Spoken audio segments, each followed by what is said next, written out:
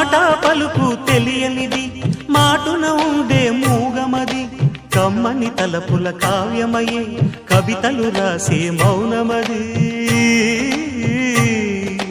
రాగల రోజుల ఊహలకి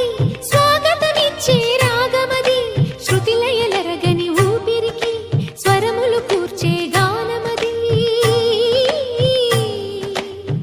ఋతువుల రంగులు మార్చేది కల్పన కలిగిన మది భావం బ్రతుకును పాటగా మలిచేది మనసున కదిలి